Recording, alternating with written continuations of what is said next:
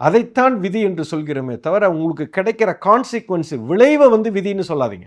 எனக்கு மரணம் ஏற்பட்டது, சாகணும்னு விதிங்கிறது ஒரு பக்கம் இருந்தாலும் அந்த சாவுக்குண்டான வேலையை நான் செய்கிறேன் பார்த்தீங்களா, அது எங்கேயோ ஒரு கோளாறு நடக்குது, அதனால் எனக்கு மரணம் வருது.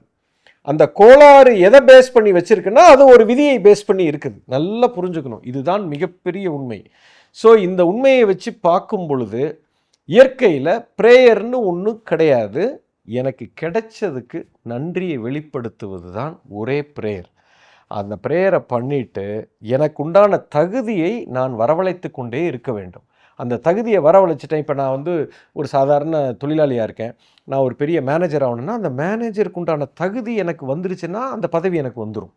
நான் ஒரு எம்எல்ஏ ஆகணும், எம்எல்ஏ ஆகிறதுக்கு உண்டான தகுதியை நான் வளர்த்துக்கணும், அப்போ நான் எம்எல்ஏ ஆகிடுவேன். அப்போ நீங்கள் கேள்வி கேட்கலாம், தப்பான ஒரு ஆள் எம்எல்ஏ ஆகிறானே அது எப்படி ஆகிறது? அது நிலைச்சி நிற்காது, அதில் பாதிப்பு ஏற்படும், அவனுக்கு கர்ம வினை உண்டாகும், அதில் பல சிக்கல் இருக்குது, அதுக்குள்ளே நம்ம போக வேண்டாம். பட் அதுதான் உண்மை.